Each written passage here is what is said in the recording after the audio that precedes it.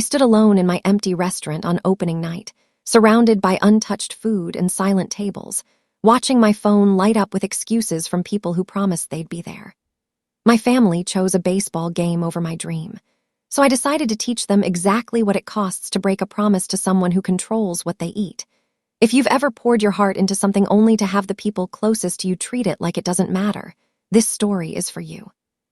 Today, you're going to hear how I turned the most humiliating night of my life into the most satisfying revenge I've ever served.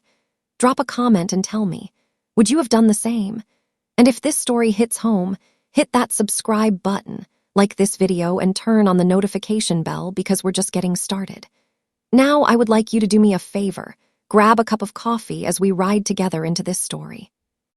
My name is Morgan, and for 15 years I was the backbone of my family's Sunday dinners.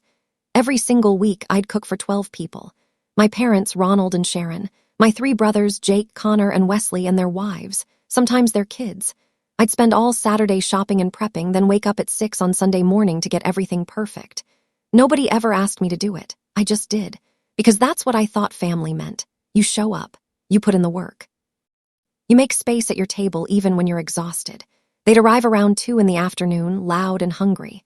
They'd eat until they couldn't move, sprawled across my furniture like they owned it, and then they'd leave. Barely a thank you. Never an offer to help clean. Just crumbs and empty plates and the assumption that I'd do it all again next week. I told myself it was fine. I told myself it was love. But deep down, in a place I didn't want to look at, I knew the truth. They didn't see me. They saw a service, a free restaurant that never closed. For 15 years, I swallowed that feeling. I smiled. I cooked and I cleaned. And then I decided to open an actual restaurant. It wasn't some sudden dream. It had been growing inside me for years, quiet and stubborn like a seed in concrete. I'd been working as a line cook at a hotel downtown, pulling double shifts, saving every dollar. I took out a small business loan.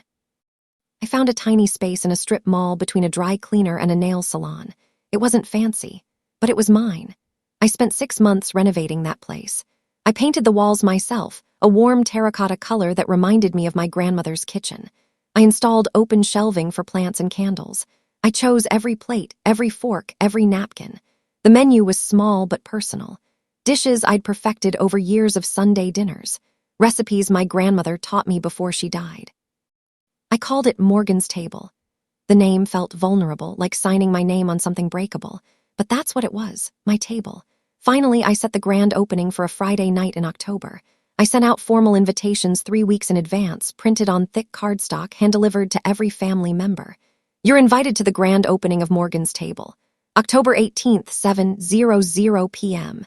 Dinner will be served. Please RSVP. I didn't ask for gifts. I didn't ask for money, I just asked them to show up. The RSVPs came in slowly. My mother called first. "Oh, honey, this is wonderful," she said, her voice bright and distracted. "Of course we'll be there, your father and I wouldn't miss it." Jake texted, "Congrats, sis, we'll be there." Connor sent a thumbs-up emoji. Wesley called and actually sounded excited. "Morgan, this is huge. I'm so proud of you. We're definitely coming." By the end of the week, I had confirmations from all 12 of them. I felt something unfamiliar. Hope. I hired 2 servers and a dishwasher for opening night. I ordered extra food. I set up a long table near the window, the best spot in the house, and marked it reserved, family. The day of the opening, I woke up at 4 in the morning, too nervous to sleep. I went to the restaurant and started prepping. My hands moved through the familiar motions, chopping, stirring, and tasting. But my mind was somewhere else.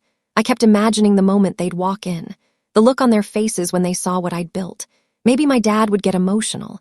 Maybe my brothers would finally see me as something more than the person who cooks on Sundays. Maybe for once I'd feel like I mattered. The restaurant opened at 7. By 6:30, I was dressed in my chef's whites, standing by the door, watching the parking lot. 7 o'clock came. No one. I told myself they were running late. Traffic, last-minute things, 7:15. The first customers started arriving, strangers, neighbors, people who'd seen the flyers I'd hung around town. They smiled. They complimented the space and ordered food. I kept checking my phone. Nothing. 7:30, I called my mother. It went to voicemail. I texted Jake. "You guys on the way?" No response. By 8 o'clock, the restaurant was half full. But the family table sat empty, that stupid, reserved sign mocking me. At 8:30, Wesley finally texted back. Hey, so sorry, Jake got last-minute tickets to the game. We all decided to go. Huge game. We'll come by another time. Congrats, though. I read that message 3 times. They chose a baseball game over me, over this. I stood in the kitchen, staring at my phone, and something inside me just cracked. Not loudly, not dramatically. Just a quiet, cold snap like ice breaking under weight. I didn't cry or scream. I just put my phone in my pocket, walked back to the line, and kept cooking.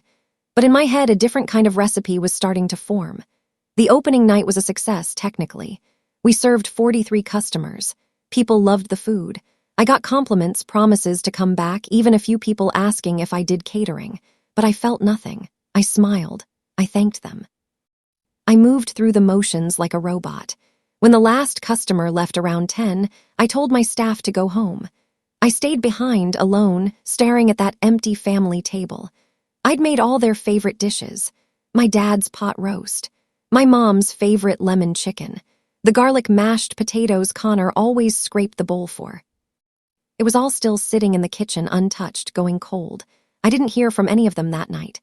The next morning, my mother called. "Morgan, sweetheart, I'm so sorry we missed it," she said, her tone light, like she was apologizing for forgetting to pick up milk. "The boys surprised us with those tickets, and you know how your father loves the team, but we'll come soon, I promise." I didn't say anything. "Morgan, are you there?" "Yeah," I said, "I'm here." "Don't be upset, honey. It's just one night. You'll have plenty of other nights." Just one night. 15 years of Sunday dinners. 15 years of showing up for them. And this one night. One night I asked them to show up for me. Just one night. "Sure, Mom," I said. "I'll see you Sunday." "Oh, actually," she said, "we're not doing Sunday dinner this week. Your father and I are tired. We'll skip this one." I hung up without saying goodbye. Sunday came anyway. Out of habit, I almost started prepping food. Then I stopped myself. I sat on my couch and did nothing. It felt strange. Monday morning, Wesley called. "Hey, Morg, so are we having dinner next Sunday?" I blinked. "You didn't come to my opening." I know, I'm sorry, but that's your restaurant. Sunday dinner is different. That's family tradition." Family tradition. "I'm not doing Sunday dinners anymore," I said. Silence. "What do you mean you're not doing them?" "I mean I'm done. Find somewhere else to eat." "Morg, come on, don't be like that." "Like what?" "You know, petty." I laughed. It came out harsh and bitter.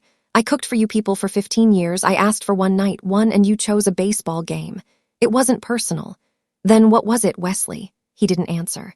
"Enjoy your takeout," I said, and hung up. The next few weeks were strange. I threw myself into the restaurant. We were doing well. Regulars were forming. People left good reviews. The work was hard, but it was mine. But the silence from my family was deafening. No one called to apologize. No one came to eat. It was like the opening night had never happened. Then 3 weeks later, my mother showed up. It was a Tuesday afternoon, slow time. I was in the back doing inventory when one of my servers came in. Morgan." "Your mom's here." I froze. "What?" "She's asking for you." I walked out to the dining area. My mother was sitting at a table, looking around with a tight, judgmental expression. "Hi, sweetheart," she said when she saw me. "I thought I'd finally stop by. 3 weeks late." She frowned. "Don't start. I'm here now, aren't I?" I crossed my arms. "Why are you here, Mom?" "I wanted to see the place," and she hesitated. "I wanted to talk to you about Sunday dinners. There are no more Sunday dinners." "Morgan, that's ridiculous. It's tradition. You didn't show up to my opening." "We explained that. It was one time." 15 years, Mom. I showed up for 15 years. She waved her hand dismissively. "You're being dramatic. We're family and family forgives." "Family shows up." Her face hardened. "You know what? Fine, be stubborn, but don't come crying to us when you realize how lonely you are." She stood up and walked out without ordering anything. I stood there, shaking, feeling that crack inside me widen. That night, I couldn't sleep. I kept thinking about her words. "Don't come crying to us." Like I was the problem, or I was the one who'd broken something. And that's when it hit me. They didn't think they'd done anything wrong. They genuinely believed I was overreacting, so I needed to show them, not with words, with something they'd actually understand. I needed to make them feel what I felt, and I knew exactly how to do it. The idea came to me at 3 in the morning, fully formed like it had been waiting in my subconscious. I got out of bed, made coffee, and started writing. Here's what I knew about my family. They loved Sunday dinners, not because they loved me, but because they loved free food and the convenience of not having to cook. They didn't value effort unless it affected them directly, and most importantly, they were creatures of habit. For 15 years, they'd shown up to my house every Sunday at 2 p.m. They didn't know how to break that pattern. Even now, 3 weeks after I'd cut them off, I knew they were itching to come back, so I'd let them. But this time, the meal would come with a price. I spent the next week preparing, not food but strategy. First, I called my mother. "Hey, Mom," I said, keeping my voice light. "I've been thinking you're right, I was being stubborn, I miss Sunday dinners." I could hear the relief in her voice. "Oh, sweetheart, I'm so glad, we miss them too. Why don't you all come over this Sunday? I'll do the usual." "Really? Oh, Morgan, that's wonderful, I'll tell everyone." "Great," I said, 2 o'clock. "Perfect." I hung up and smiled. Next, I went to work. I designed a new menu item for the restaurant, a special Sunday family meal, pre-order only, expensive, it was everything they loved. Pot roast, garlic mashed potatoes, roasted vegetables, fresh rolls, and my grandmother's apple pie. The price, $500. I posted it on the restaurant's website and social media. Sunday Family Feast, a premium multi-course meal designed for families who value tradition.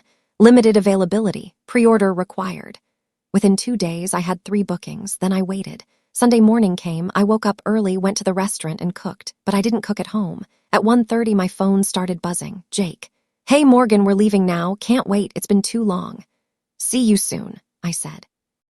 At 1:50, my doorbell rang. I didn't answer. It rang again, then knocking. My phone lit up. "Wesley, Morgan, you home?" I texted back. "I'm at the restaurant, working."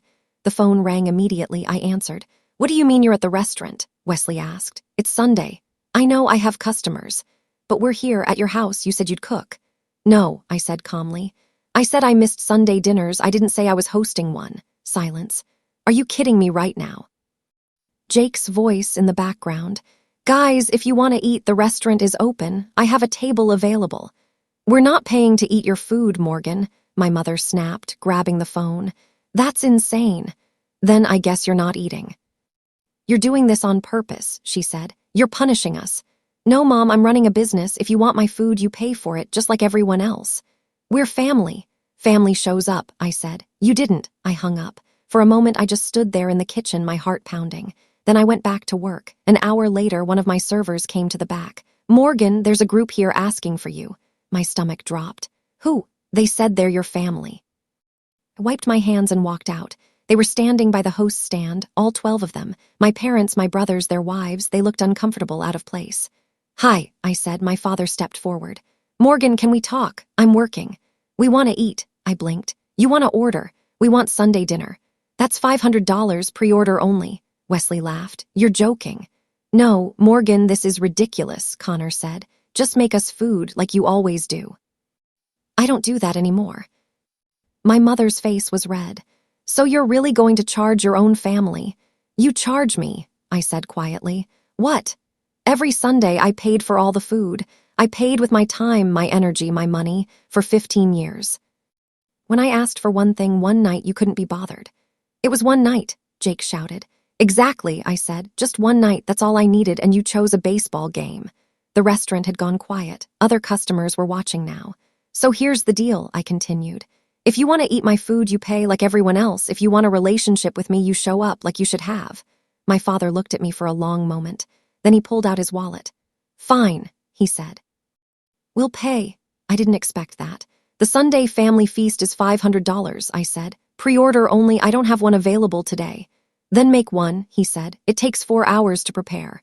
"We'll wait." I stared at him. He wasn't backing down. "Fine," I said. 4 hours, $500 up front." He handed me his credit card. They sat at the family table, the same one that had been empty on opening night. I went back to the kitchen and started cooking. My hands moved through the familiar motions, but everything felt different now. Heavier.